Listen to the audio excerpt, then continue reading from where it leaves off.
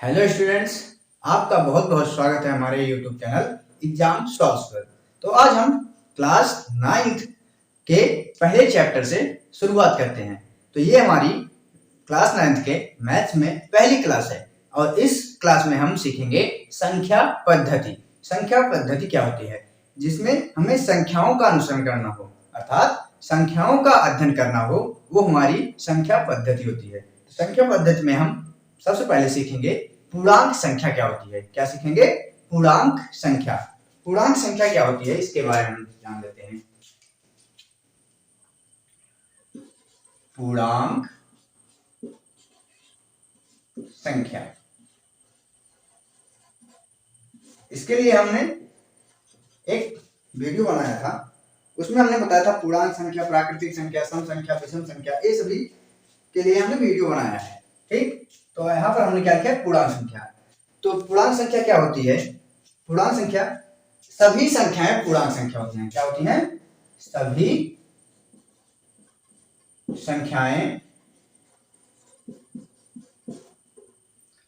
संख्याएं पूर्णांक संख्या होती है। सभी संख्या क्या होती है? पूर्णांक संख्या होती है। जितने भी नंबर हम जानते हैं सभी नंबर क्या होते हैं? होल नंबर होते हैं। क्लियर? सभी संख्या क्या होते हैं? Whole number. सम संख्या क्या होता है? सम संख्या तो जिनका इकाई अंक 0, 2, 4, 6, 8 हो। क्या हो? इकाई अंक।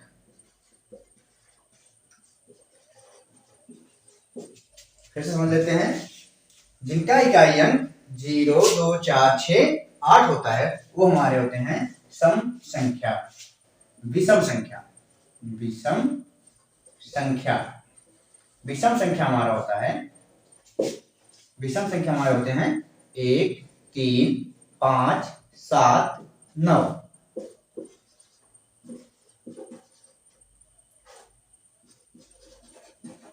तो जिन संख्याओं का इकाई अंक 1, 3, 5, 7, 9 होता है वो हमारे होते हैं विषम संख्या। अभाज्य संख्या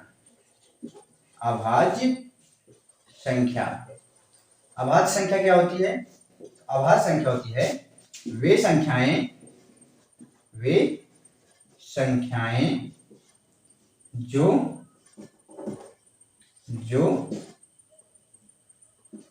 स्वयं से विभाजित हो।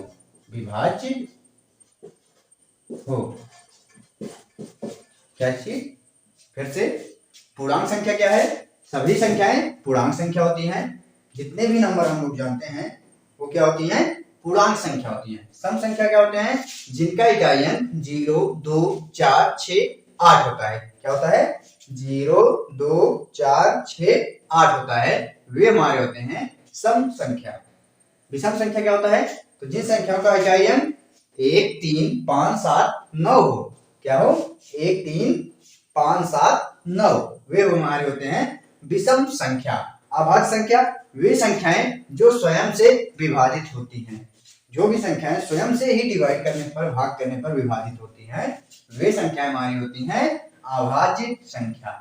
तो सम संख्या, विषम संख्या, पूर्णांक संख्या और अभाज्य संख्या, ये हमने सीखा। क्लियर? अब हम प्रश्नावली को जब सॉल्व करेंगे उस पर आधारित प्रश्नों के अनुसार हम आपको समझाते चलेंगे और सॉल्व कराते चलेंगे। तो हम चलते हैं प्रश्नों को सॉल्व करने। तो आज का हमारा पहला प्रश्न है, प्रश्न लिखा है हमारा 20 और 40 के बीच समस्त सम धन पूर्णांक लिखिए। किससे और किसके बीच? 20 से 40 के बीच। तो मतलब 20 के ऊपर हो, 40 के नीचे, तो तभी हमें सम संख्या लिखना है। तो 20 के ऊपर पहली सम संख्या क्या हो सकती है? 22, 24, 26, 28, 30, 32, 34, 36, 38। क्या 20 और 40 के बीच समस्त सम धन पूर्णांक लिखिए। तो 22, 24, 26, 28, 30, 32, 34 और 36 और 38 ये हमारे क्या है, सम पूर्णांक संख्या है।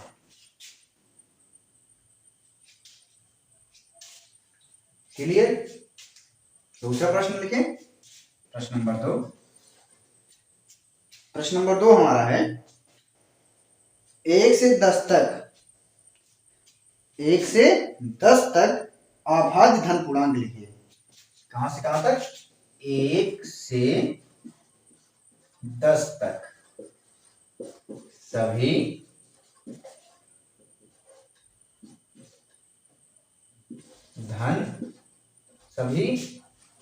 अभाज्य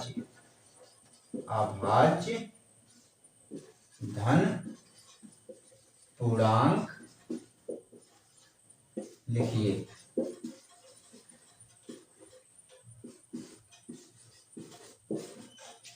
क्लियर। प्रश्न नंबर 2 हमारा क्या है? 1 से 10 तक सभी अभाज्य धन पूर्णांक लिखिए। दूसरा प्रश्न हमारा बहुत ही सिंपल सा प्रश्न है, सॉल्व करते हैं। क्या कहा है?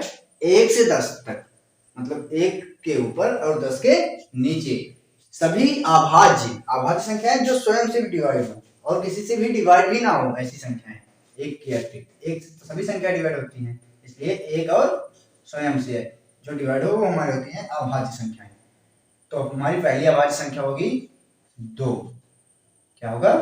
2, 3, 5, 7 ये हमारे 1 से 10 के बीच अभाज्य संख्या है। क्लियर। क्लियर। कौन कौन से? 2, 3, 5, 7 1 से 10 तक सभी अभाज्य धन पूर्णांक लिखिए। कहा जाए तो हम क्या लिखेंगे? 2, 3, 5, 7 ये हमारे होते हैं अभाज्य धन पूर्णांक। प्रश्न नंबर 3 देखते हैं। तीसरा प्रश्न हमारा है 2a + 1 का क्रमानुयायी पूर्णांक बताइए। इसका 2a + 1 का क्रमानुयायी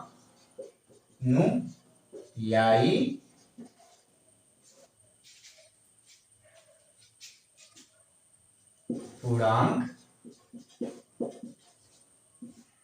बताइए।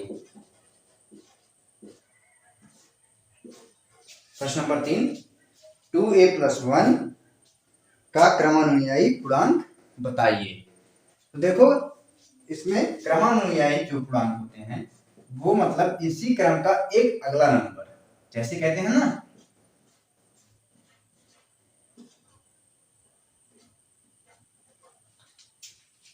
अनुवर्ती और पूर्ववर्ती संख्या जिस प्रकार से होती है, तो ये हमारा क्या होता है? अनुवर्ती पूछा है। क्या पूछा है? अनुवर्ती। 2a + 1 का क्रमानुयायी पूर्णांक बताइए, मतलब 2a + 1 का अनुवर्ती संख्या बताइए। क्लियर। अनुवर्ती और पूर्ववर्ती हम छोटी क्लास में पढ़ते हैं ना 4-5 में, सेम उसी प्रकार से ये भी प्रश्न है। तो 2a + 1 का क्रमानुयायी पूर्णांक बताइए। तो 2a + 1 का क्रमानुयायी पूर्णांक बराबर 2a + 1 एक ब्रैकेट में +1 इक्वल टू ये हो जाएगा हमारा 2a + 2 आंसर। क्लियर। अगर 2a + 1 में हम 1 जोड़ देंगे, एक क्या हो जाएगा? ये 2 हो जाएगा। क्लियर। अनुवर्ती जानते हो ना, वही अनुवर्ती हमारा क्या होता है? क्रमानुयायी पूर्णांक होता है। क्लियर। अगला प्रश्न देखें, चौथा प्रश्न।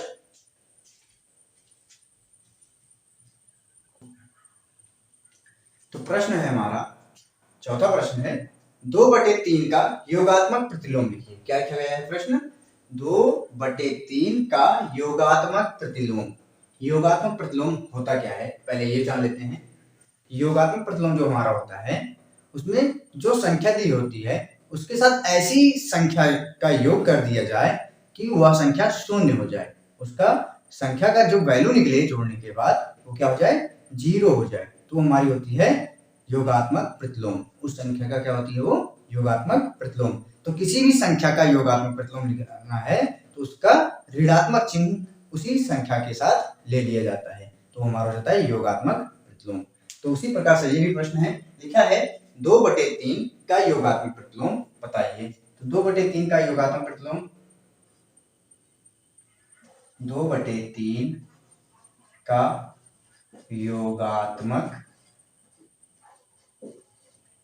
प्रतिलोम क्या बताया था? योगात्मक प्रतिलोम जब पूछा जाए तो उस चिन्ह का जो संख्या दी होती है उसी का विपरीत चिन्ह ले लेते हैं। प्लस में है तो माइनस, माइनस में है तो प्लस।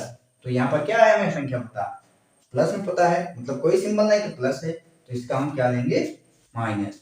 तो योगात्मक प्रतिलोम क्या हो जाएगा, -2/3। क्लियर, ये हमारा हो जाएगा आंसर। प्रश्न नंबर 5। प्रश्न नंबर 5 हमारा कहा है -5, क्या कहा है, -5 का गुणात्मक प्रतिलोम, गुणात्मक प्रतिलोम बताइए।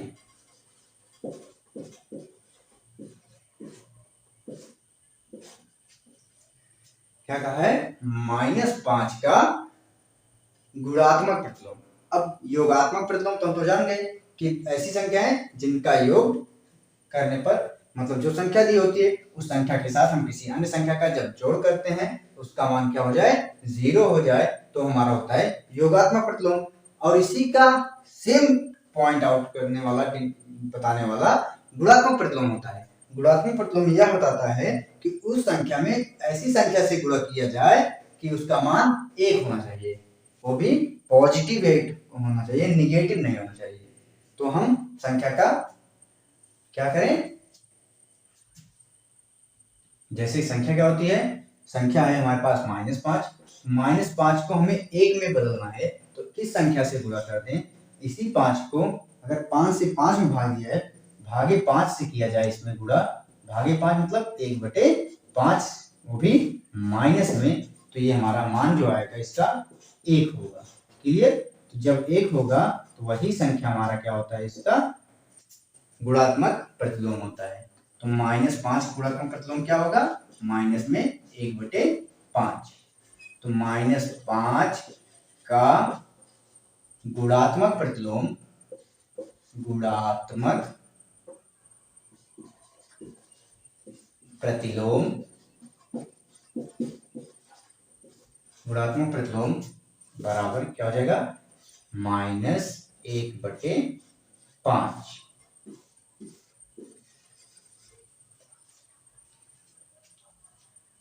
क्लियर। छठा प्रश्न है, छठवां प्रश्न हमारा लिखा है P + Q और P - Q का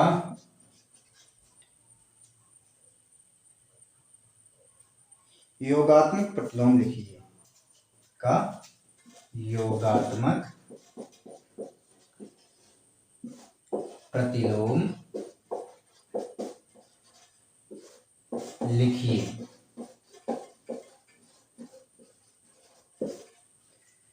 प्रश्न है P + Q और P - Q का योगात्मक प्रतिलोम लिखिए। तो योगात्मक प्रतिलोम में क्या बताया था हमने, जो संख्या होती है उसी संख्या के साथ उसके विपरीत चिन्ह को हम योगात्मक प्रतिलोम कह देते हैं। तो देखो P हल में क्या लिखा है, P + Q, इसे हम ब्रैकेट में ले लेते हैं, का योगात्मक प्रतिलोम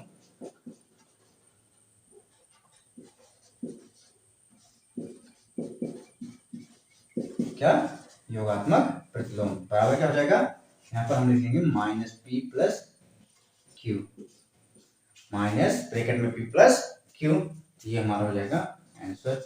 इसी प्रकार से पी माइनस क्यू का, पी माइनस क्यू का योगात्मक प्रतिलोम बराबर क्या हो जाएगा, माइनस में ब्रैकेट में P minus Q. Okay clear. किसी भी संख्या का योगात्मक प्रतिलोम निकालना है तो उसी संख्या को हम उसके विपरीत चिन्ह में बदल देते हैं। किसी भी संख्या का हमें योगात्मक प्रतिलोम निकालना है तो क्या करते हैं, उसी संख्या के हम विपरीत चिन्ह के साथ उसे दर्शा देते हैं, बता देते हैं। क्लियर। तो पांचवा, चौथा, पांचवा और छठवां प्रश्न इसे नोट कर लो।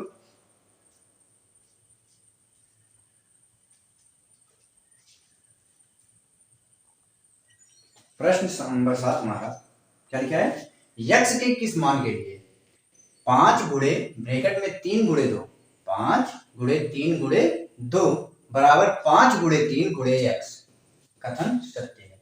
मतलब यक्स का ऐसा कौन सा मान है कि ये कथन, ये जो फैक्ट किया गया है ये सत्य है। तो ये कब सत्य है, यक्स का ऐसा कौन सा मान होगा कि यह तथ्य जो दिया गया है सत्य होगा। तो हल करेंगे। हल लिखा है 5 गुणे ब्रैकेट में 3 गुणे 2 ब्रैकेट बंद बराबर 5 गुणे 3 गुणे यक्स। तो सबसे पहले हम ब्रैकेट को सॉल्व करेंगे तो ये बनेगा 5 गुणे 6 बराबर 15 गुणे यक्स। क्लियर। 5 15, 3 दूनी 6, तो ये बना 6 पंचे 30 बराबर 15 गुणे यक्स। तो ये 15 यहाँ पर गुणा में है, इधर जाएगा तो भाग करेगा, 30 भागे 15 बराबर यक्स।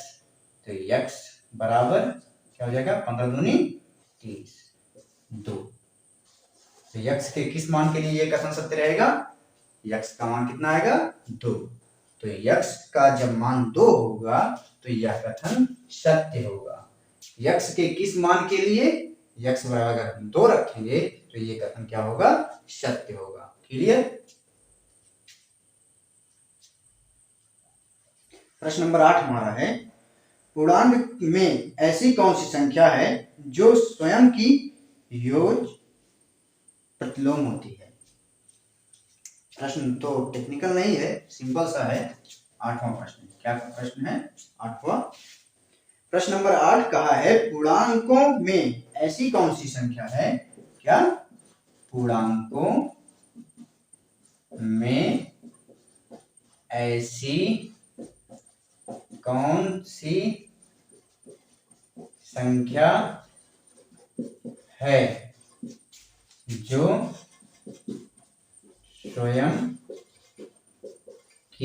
स्वयं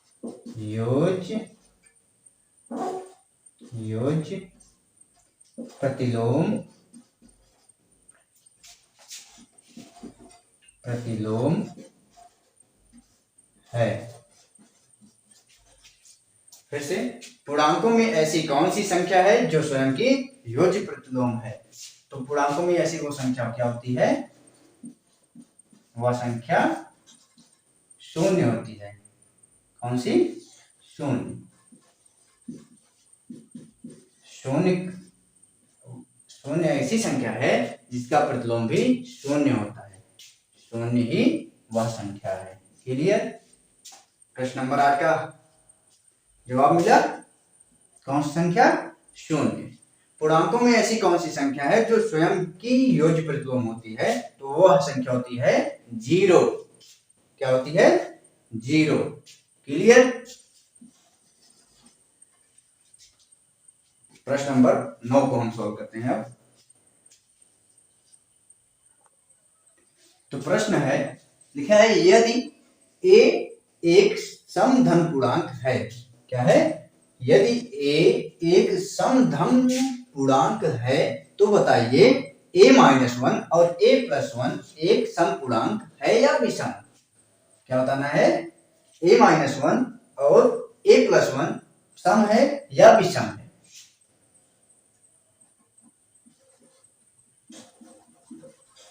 तो हम जान लेते हैं सम संख्या और विषम संख्या की कन्वर्टिंग पॉइंट क्या होती है।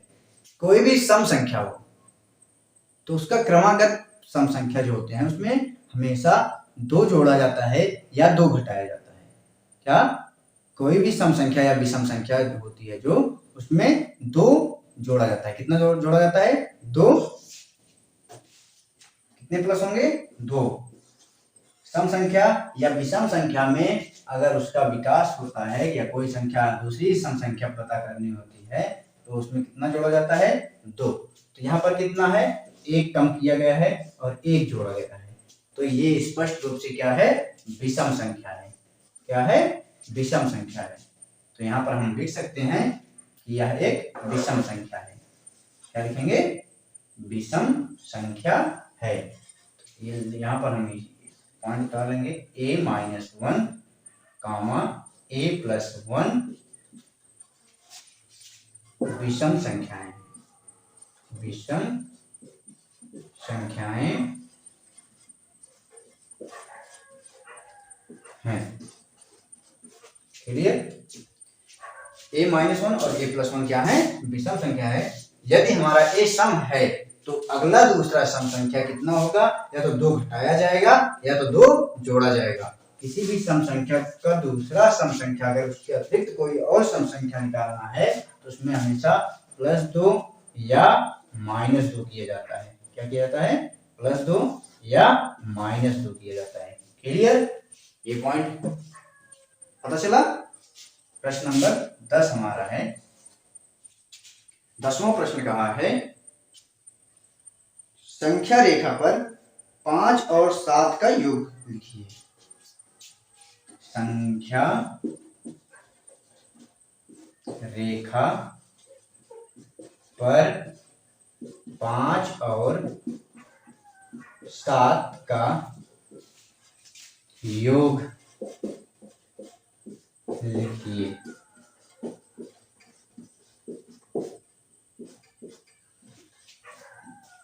संख्या रेखा पर 5 और 7 का योग लिखना है। तो पहले सिंपल से हम पहले सॉल्व कर लेते हैं। 5 + 7 = 12। 7 5 12। अब इसे हमें संख्या रेखा पर दिखाना है। तो संख्या रेखा कैसे बनाया जाता है? कुछ इस प्रकार से। ये पॉइंट हमारा हुआ 0। तो 0 हमें क्या निकालना है? 5 1 2 3 4 5। क्लियर? और 7 और जोड़ना है। 1 2 3 4 5 6 7।